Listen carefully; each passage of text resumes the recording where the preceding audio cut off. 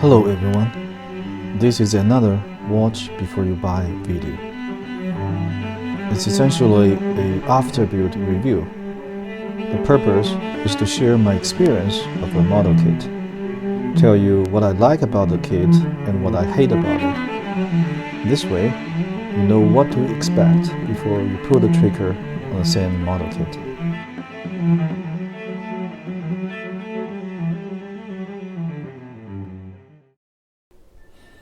In this video, I will focus on the Tamiya 1/35th scale M551 Sheridan, item number 35365.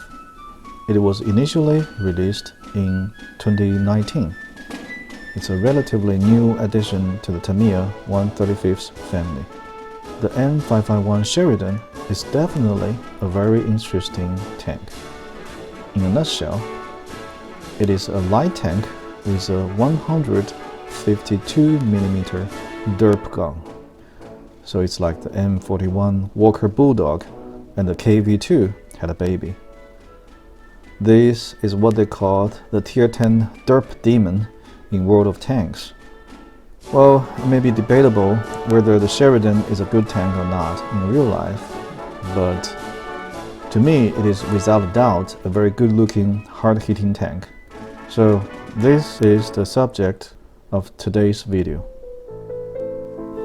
Inside this kit, you'll find the background information of this tank in Japanese, English, and I believe German and French. This page covers information regarding the design of the tank and the service history. Also included are some pictures and the drawing of the tank. Very nice. Also included is a color page. It is actually an article written by a veteran of this tank. There are some color pictures of this tank serving in the Vietnam War. Again, in different languages. Also included the marking and painting instructions. There are two options for this tank. I really like the latest Tamiya kit. They do include a lot more information than the previous Tamiya kits. Finally, we have the instruction book. For this kit, it's really a book. Unlike the previous Tamiya kits, in which the instruction manual is more like a leaflet, but this one is a proper book. And there are two options of this vehicle. You decide which one you would like to go. First step is the lower hull. Unfortunately, we don't have a bus top style lower hull. Instead, we have to put several pieces together to create the lower hull. Not a big problem. Pay attention that you need to drill some holes. Also, spoiler alert, you need to drill a lot of holes for this model kit. In step 2, and we notice that this kit is different from traditional Tamiya kit because see this one, A2, a very small piece, and there's a lot of them. You have to attach them to the lower hull. In traditional Tamiya style, these small pieces would probably be molded as a part of the lower hull, but this time they're all separate. So it's not very traditional Tamiya style. And there are 14 of these A2. Also, don't forget to cut the rivets because later we will have a different piece of armor attached to it. So that's step 2. Step 3, well, pretty straightforward, nothing worth noting. Step 4, attaching the rear panel of the lower hull. You may want to take a look at the picture to find out how to properly attach C7. It is not very clear here. Moving on to step 5, the suspension arms. The instructions are very clear, and they also even include an extra picture of the finished suspension arms. Very, very good. Step 6, nothing to mention, just a lot of wheels. And who doesn't love cutting, sanding, and cleaning a lot of wheels, right? Also, notice that there's no poly cap for the road wheels or drive wheels or any wheels. So that's not very typical Tamiya. In step 7, you are asked to glue the wheels to the suspension arms. I would recommend not to glue those road wheels. What I did was I stuffed some tissue papers to the hole of the road wheels in order to secure them onto the suspension arms without gluing them together. So this way, it makes it easier to take them off or put them back on, especially when you want to paint them separately. Step 8, I love the link and lens tracks. Just pay attention to the direction of the track. This picture will be very helpful. Now, let's turn the page and look at step 9. It's basically the other side of the track. Then step 10. One thing I want to talk about in this step is C1, C4. So C1 is supposed to paint it in Tamiya red. I didn't do it because I wanted to attach it after the tank body was painted, because this one has a different color, so I want to paint it separately. So I didn't attach this piece to C4. That was a mistake. I later found that if you attach C4 to the upper hole without C1 as instructed, then later it will be very difficult for you to put this C1 back to the correct position. In my case, I had to go through a lot of troubles to put C1 back to where it should be. I had to break apart the already attached upper and lower hull, remove a piece covering C4, that is, I think that's these 6. I had to remove this, and then I had to detach C4 from the hull and then put C1 back in. So that was a lot of trouble. You don't want to make the same mistake as I did. Okay, let's look at step 11. 2 pieces, simple, nothing to talk about. Step 12, that's the driver's hatch. It has a very interesting mechanism so that the front piece can rotate, so you can pose it either open, like the one above, or closed. So that's something I really like about this kit. Step 13, attaching the driver's hatch.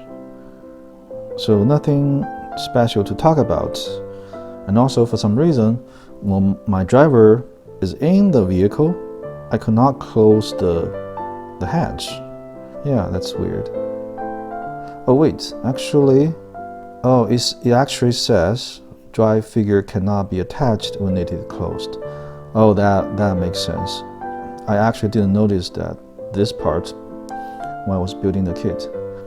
Okay, now let's move on to the next step. Next step is the part attached to the hull. Pay attention to the G4, that's a clear part. Depending on what you want to do, you may not want to attach G4 right now. So let's look at the next step, 15. In this step, you're assembling the headlights and also the piece from the previous step. The only thing I want to talk about is pay attention to the small parts. A45, A46, those are very, very small, and you can lose them to the carpet monster. And also A30, they are fragile and difficult to sand as well, so be careful. Next, step 16. That's the grill, the mesh net. that are included with this kit. The attached mesh is not bad, but you may want to get the Tamiya photo etch detail up parts. Also, if you do want to use the included mesh net, when you cut the mesh, make sure these lines goes diagonal, not horizontal and vertical. So just do it as this picture shows. Now, step 17, attaching the tools. When I attach the tools, instead of glue them to the body, I use Play-Doh to attach those tools, to let them stick to the body so that I can prime them and paint them, and later on I can still take them off and paint them using different colors. Moving on to the next step, step 18, attaching the upper hull. The only thing I want to remind you is A37 and C16 and C17. You don't want to attach them, otherwise it will be in the way when you put the track back on, or you want to take the track off. And they are of different colors as well, so you don't have to attach them. You can attach them after you put the tracks on. So that's my suggestion. Next step, the frontal net to provide some extra protection against the RPGs. It can take some time to attach this part properly, but nothing too difficult. Okay, let's take a look at the next step. Step 20, that's the inside of the turret. Nothing to talk about, everything goes smoothly. The fit is pretty good. Step 21, there's a very interesting mechanism to depress or elevate the gun. But to me, that's a little bit over-engineered, but that's just me. Next step, again, the turret. These are all the places you have to drill holes. There is a lot of holes to drill, so you better get some very good hand vise, maybe several hand vises. Next step, 23, attaching the gun. I really like the one-piece gun barrel. Otherwise, given the shape of the barrel, it's going to be very difficult to sand and clean. Next step, 24. There are 3 types of ammunition boxes, and you need to build a lot of them. Each of them takes 4 parts, so that's a lot of work, and to me that's unnecessarily complicated. Moving on to the next step, some other accessories. Nothing to worry about except drilling more holes. Who doesn't like drilling holes? Anyway. Step 26, attaching the ammunition boxes you just built. Straightforward, nothing to worry about. Step 27. This step seems to indicate that there's a kind of frame for the clear parts, the vision glasses. And the frame is supposed to paint in black. But the fact is, there's no such frame. The kit comes in with individual vision glasses. Also, you want to make sure that you figure out the correct way of attaching the vision glasses to the commander's cupola. Okay, next step. Step 28, more turret accessories and more boxes. So the more the merrier. Anyway, step 29, the smoke launchers. So I thought this could be complicated because there's 8 of them in total, 4 on each side, and each of them are slightly different. But Tamiya had a very clever mechanism in this kit so that you won't get confused. As long as you are following the instruction manual, you will get everything correctly. This is a very clever design. I really like it. Step 29, 30, and 31 are all related to the smoke launchers. Next, this kit provides two options for the cupola. So depending on your preference, you can build either way. The same thing for the searchlight. There are two options for you to choose from.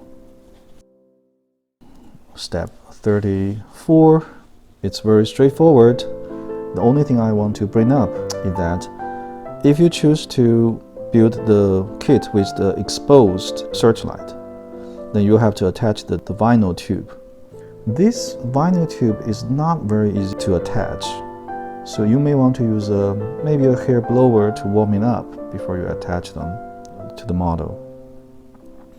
And then finally, on step 35, we attach the turret to the hull, and we're done. Oh no, actually, hold on, there are more steps. So step 36, we're attaching the heavy machine gun. Not bad at all.